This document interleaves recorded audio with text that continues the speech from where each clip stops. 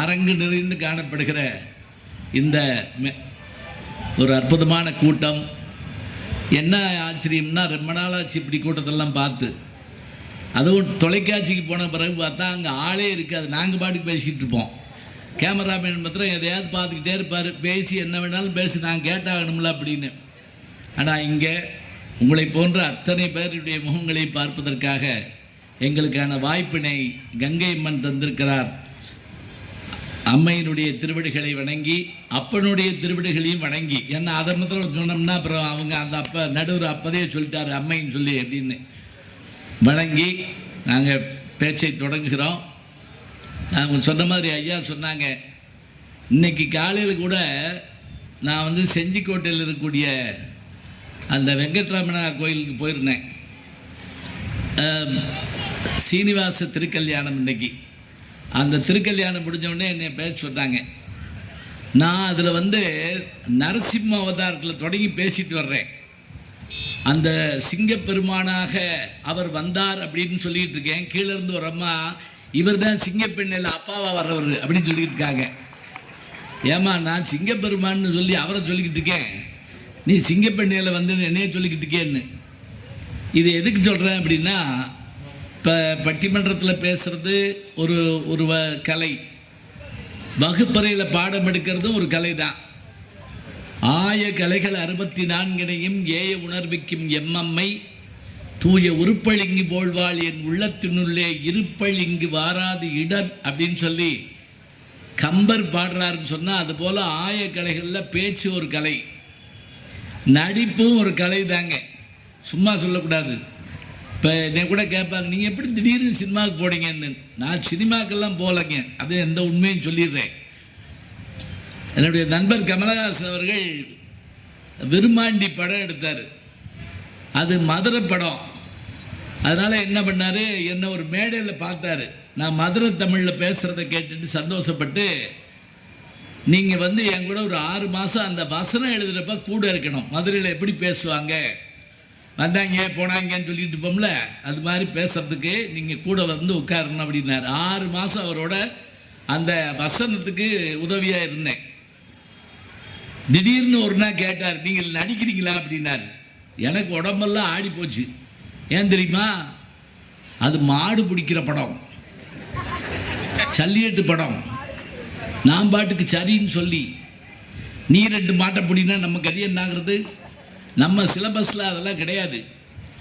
நான் பயப்படுறத பார்த்துட்டு கமலஹாசன் என்ன பண்ணார் தெரியுமா, கவலைப்படாதீங்க, நான் மாட்டை பிடிக்கிறேன், நீங்கள் எப்பவும் போல் பைக்கை பிடிங்கன்னார்.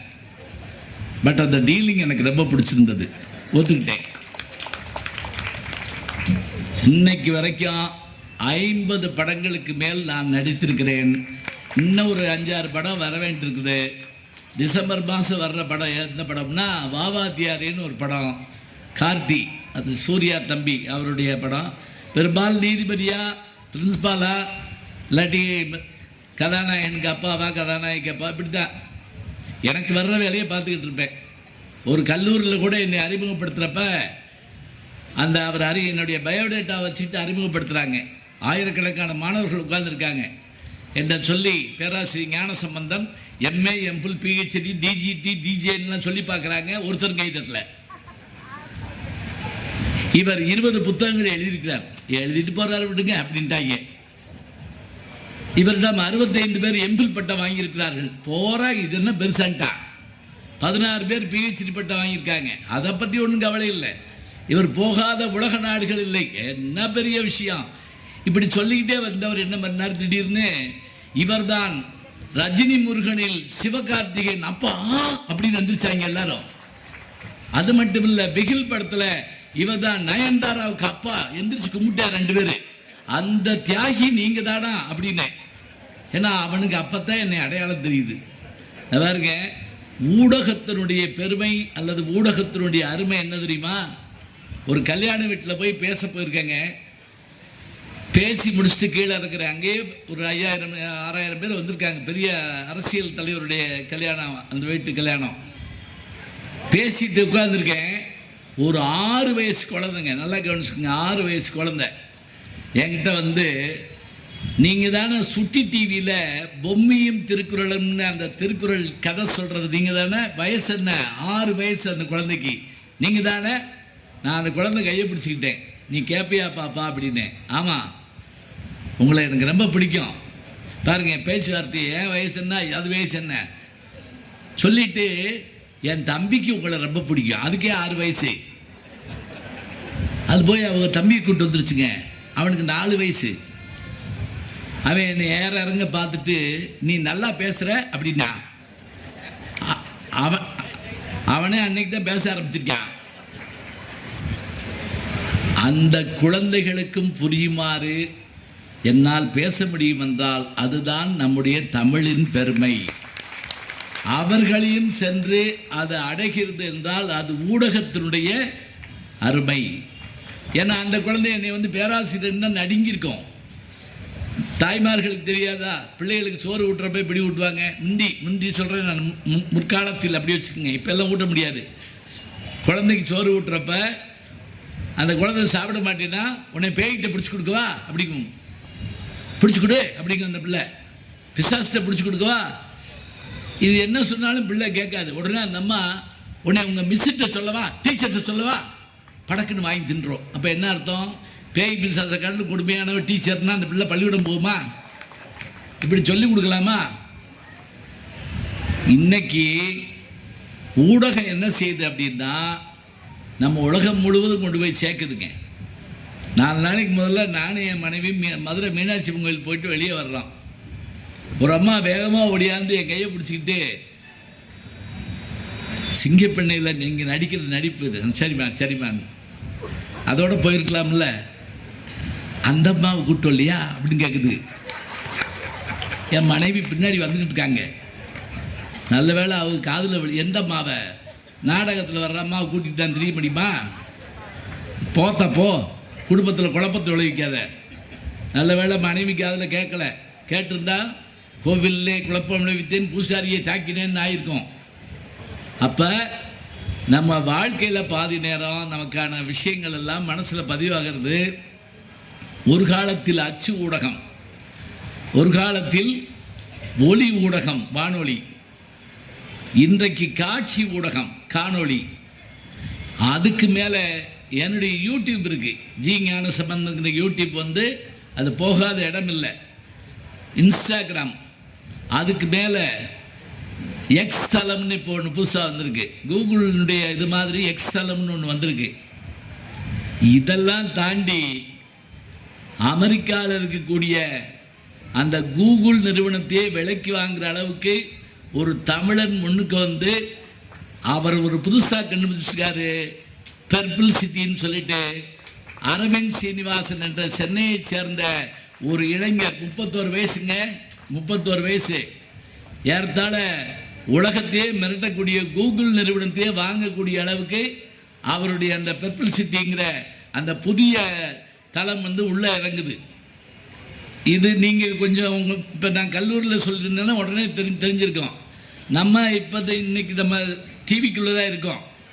டிவியை தாண்டி அடுத்ததெல்லாம் இருக்குது. இதெல்லாம் என்ன செய்யுதுன்னா உலக மக்களுக்கு நம்மளை கொண்டு போய் சேர்க்குது.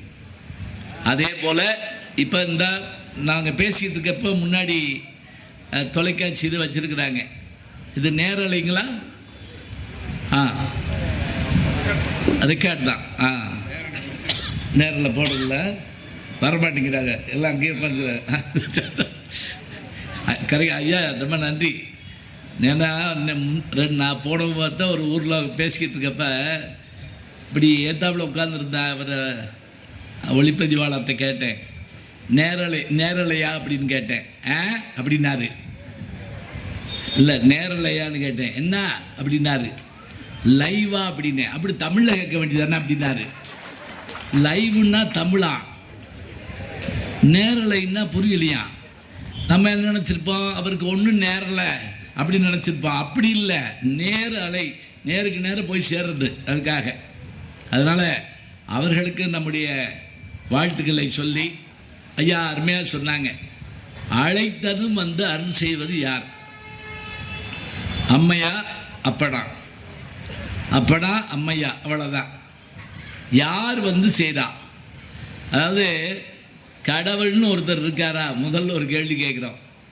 என்னை போகிற இடத்துலலாம் கேட்பாங்க, எப்படிங்க அவர் கடவுளே இல்லைங்கிறாரு உங்கள் நண்பர், நீங்கள் கடவுளை எல்லா இடத்துலையும் கும்பிடுறீங்க, உங்கள் இடத்துக்கு எப்படி ஒத்து போகுது? நான் சொன்னேன், அவர் கொள்கைன்னா நான் என் கொள்கை. எனக்கு எப்போதும் எல்லா நம்பிக்கையும் உண்டு. அவர்களுடைய நம்பிக்கையில் நான் தலையிட மாட்டேன், என் நம்பிக்கையில் அவர்கள் தலையிட மாட்டார்கள். அது அவரவருடைய வாழ்க்கை. இப்போ அழைத்தவுடன் வந்து யார் அருள் செய்தாங்க? பொதுவாக சில பேர் அம்மையா அப்படாங்கிறதுக்கு பதிலாக கடவுளே அப்படின்னு ஒரு வார்த்தை, அது எந்த கடவுளாக இருந்தாலும் சரின்னு சொல்லி கடவுளேன்றுவாங்க. இதெல்லாம் உண்டு. இப்போ நமக்கு சில நேரங்களில் கஷ்டம் வர்றப்ப ஏன் இப்படி சோதிக்கிற அப்படின்னு மேலே பார்த்து கேட்குறோம். கடவுள் மேலே இருக்காங்க மாதிரி. கடவுள் இருக்காராங்கிற விஷயத்தை இன்றைக்கி விளக்கி சொல்கிறதே பெரிய கஷ்டங்க. ஏன் தெரியுமா? நீங்கள் உங்கள் பையன்கிட்ட சொல்லி பாருங்க, கடவுள் இருக்காரான்னு கேட்டால் இருக்காருன்னு சொன்னோம்னு வச்சுக்கோங்க, இதில் கூகுளில் இருப்பாரா, தேடி பார்க்கலாமா, கூகுளில் பார்க்கலாமா, அதில் பார்க்கலாமா, இதில் பார்க்கலாம். அவர் அப்படி இல்லைங்க. அவர் காணுகின்ற பொருள் இல்லை, உணர்கின்ற பொருள் என்பதை நீங்கள் உணர வேண்டும். ஞாபகம் வச்சுக்கோங்க. இப்போ ஒரு மாம்பழத்தை என்கிட்ட கொடுக்குறாங்க, கொடுத்தவரே கேட்குறாரு, நான் சாப்பிட்றத பார்த்துட்டு நல்லா இருக்காருன்னு கேட்குறாரு. இனிப்பாக இருக்குன்னு சொல்கிறேன். அவர் எப்படி இனிப்பாக இருக்குன்னா நான் என்ன செய்வேன்? ஐயா இனிப்பாக இருக்குங்கிறத நான் உணர்ந்தேன்னு சொல்கிறேன். எப்படி இனிப்பாக இருக்குன்னா நீங்களே தின்னு பார்க்கணும். என்னதான் முயன்றாலும் அவரவர் அனுபவத்தால் மட்டுமே இறைவனை காண முடியுங்க. அவ்வளோதான். என் கண்ணுக்கு தெரியல, உன் கண்ணுக்கு தெரியலன்னா பேசக்கூடாது. தெரிகின்ற அளவிற்கு நம்மை நாம் பக்குவப்படுத்திக் கொள்ள வேண்டும். அதுதான் முக்கியம். இப்போ நம்மோடு இருக்கக்கூடிய ஒருத்தரையே பார்க்கறதுனா எத்தனை முயற்சி பண்ணுறோம். இப்போ உதாரணமாக அமெரிக்காவில் ஜனாதிபதி இருக்காரு, அவரை பார்க்கணும்னு சொன்னால் டக்குன்னு ஃபோன் போட்டு போய் பார்த்துட முடியுமா? முதல்ல அமெரிக்காவுக்கு போகிறதுக்கு விசா எடுக்கணும், பணம் வேணும், அமெரிக்காவுக்கு போகணும், அவர்கிட்ட அனுமதி வாங்கணும், பேச உட்கார்ந்தாலும் அவர் மொழி நமக்கு தெரியணும், நம்ம மொழி அவருக்கு தெரியணும். இப்போ தான் பேச முடியும் நம்மோடு இருக்கிற ஒருத்தர்கிட்ட. இந்த உலகமெல்லாம் பரவி இருக்கக்கூடிய ஒரு தெய்வத்தை, ஒரு சக்தியை நாம் அறிந்து கொள்வதாக இருந்தால் நாம் நம்மை தயாரித்து கொள்ள வேண்டும். ஒரு வாத்தியார் ஒரு பையன்கிட்ட கேட்டார், எப்பா கடவுள் இருக்காரா? அவன் உடனே இருக்கார். வாத்தியார் சொன்னார், இருக்காருப்பா. பையன் கேட்டான் வாத்தியார்கிட்ட, கடவுள் இருக்காரா? இருக்காருப்பா. எங்கே இருக்காரு? அடுத்த கேள்வியை கேட்டான். பையன் இல்லையா, கேள்விக்கு மேலே கேள்வி கேட்பான். எங்கே இருக்காரு? எல்லா இடத்துலையும் என்ன இருக்காரு? எல்லா இடத்துலையும் கடவுள் இருக்காருன்னா கோயில் இருக்குன்ட்டான் அந்த பையன். எல்லா இடத்துலையும் இருக்காருன்னா கோயில் இருக்கு. இப்போ நம்மளாக இருந்தால் என்ன செய்வோம்? உங்கள் அப்பா யாரா? முதல்ல எந்திரா, ஒரே இருக்குல்ல கொண்டு விடுவேன், கேள்வியாக கேட்டு என்னை பயமுறுத்துறியா அப்படின்னு நம்ம கேட்போம். ஆனால் நல்ல வாத்தியார் அருமையாக விளக்கம் சொல்லுவார். எதுக்கு கோயில்னு அவன் கேட்டான் இல்லையா, அந்த கேள்விக்கு பதில் சொல்லணும். இதுக்கு நான் சொல்கிறத காட்டலாம் நம்ம ஊருக்கு பக்கத்தில் காங்கேயநல்லூரில் பிறந்த வாரியார் சாமி அழகாக சொல்லுவார். உங்களுக்கு தெரியும், வந்திருக்கக்கூடிய அதிகாரியினுடைய மாமனார் அவர்கள் வாரியார் சாமியோடு பல்லாண்டு காலம் இருந்தவர். நேற்று கூட அதை பற்றி பேசிக்கிட்டு இருந்தோம். வாரியார் சாமி எப்படி சொல்லுவார்? அந்த காலத்தில் சைக்கிளில் போகிறப்ப ராத்திரியில் லைட்டு வச்சுருக்கணும், முன்னாடி டைனமோ லைட் இருக்கணும், இல்லாட்டி ஒரு மண்ணெண்ணெய் விளக்காவது இருக்கணும். ஒருத்தர் சைக்கிளில் போனார், லைட் இல்லை, காவல்துறை அதிகாரி பிடிச்சிட்டார் வண்டியை. லைட் எங்க அப்படின்னாரு. இவர், நான் ஐயா லைட் இல்லை மன்னிச்சுக்குங்க அப்படின்னு ஏதாவது ஒரு வார்த்தை கேட்டுக்கலாம். இவர் என்ன பண்ணார் தெரியுமா?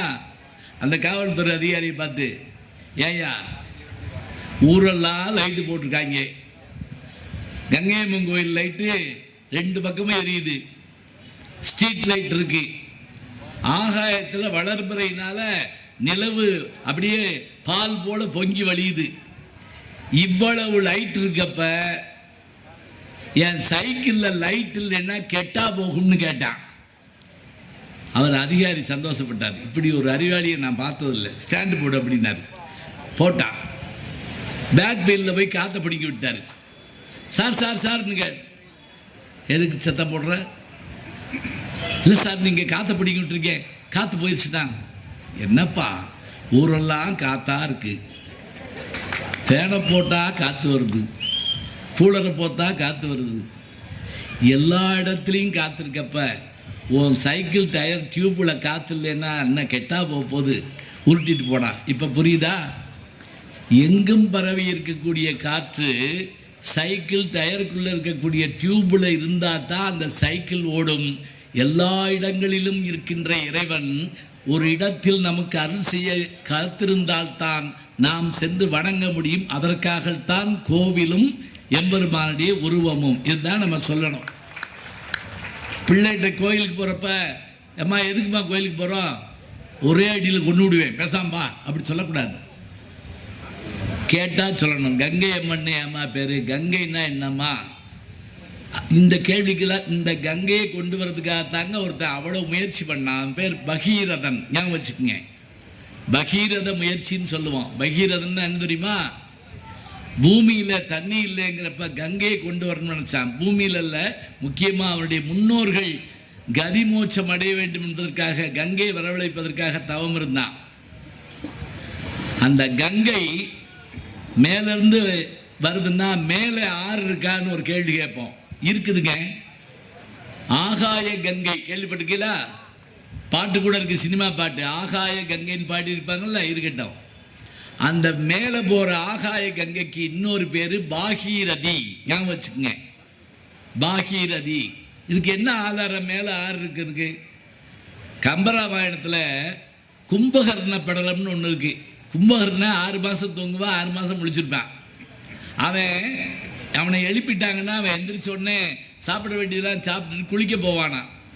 கடலில் போய் நிற்பானா, கடல் இடுப்பளவு தான் இருக்குமா. அப்போ அவன் எவ்வளோ பெரிய ஆளுன்னு பாருங்க. இப்போ முங்கி குளிக்க முடியாதுன்ட்டு அந்த மேலே கிழிச்சு விடுவானா. அப்படி எந்த ஆகாய கங்கையை அப்படியே அவன் தலையில் கொட்டுமா. வாரியார் சாமி சொல்லுவார், உலகத்தையே முதல்ல சவரில் குளித்தவன் கும்பகர்ணன் தான் அப்படிம்பாரு. ஷவர் பாத்தில் நம்ம தண்ணி குளிக்கிறோம்ல, அதில் குளிக்கிறவன் அவன் தான் அப்படின்னு. இந்த ஆகாய கங்கையை பூமி கொண்டு வந்தான் அவன் தான். அதனால தான் அது பூமிக்கு வர்ற போது பூமி தாங்காதுங்கிறதுக்காக சிவபெருமான் தன்னுடைய சடையில் தாங்கி பூமிக்கு விட்டாராம். விண்ணுக்கடங்காமல் வெற்புக்கடங்காமல் மண்ணுக்கடங்காமல் வந்தாலும் பெண்ணை இடத்திலே வைத்த ஈசனார் சடா மகுடத்திலே கங்கை அடங்கும் அப்படின்னு காலமேக புலவர் சொல்லியிருப்பார். சரி, இருக்கட்டும். விண்ணுக்கடங்காமல்னா ஆகாயம், வெற்புன்னா மலை, வெற்புக்கடங்காமல் மண்ணுக்கடங்காமல் வந்தாலும் பெண்ணை இடத்திலே வைத்தவர்னா சிவபெருமான் இடது பக்கம் பெண்ணாகிய அந்த சக்தியை வச்சிருக்கிறார். இதில் அந்த கங்கை தான் பெண்ணாக, ஆறுகள் எல்லாம் பெண்ணா சொல்கிறோம். யோசிச்சு பாருங்க, தமிழ்நாட்டில் பூமி பேர் பெண்ணு தான், 6 பேர் பெண்ணு தான்.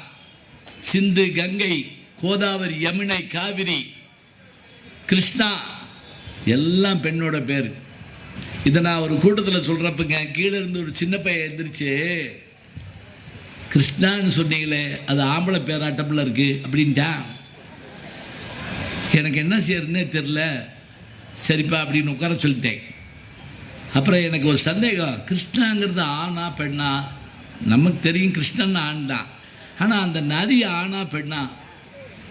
அது கிருஷ்ணவேணி என்கின்ற நதியாங்க. அந்த நதியோட பேர் கிருஷ்ணவேணி. அப்போ இதை நான் எங்கே பார்த்தேன்னு ராமாயண உரையில் நான் பார்த்தேன் இதை.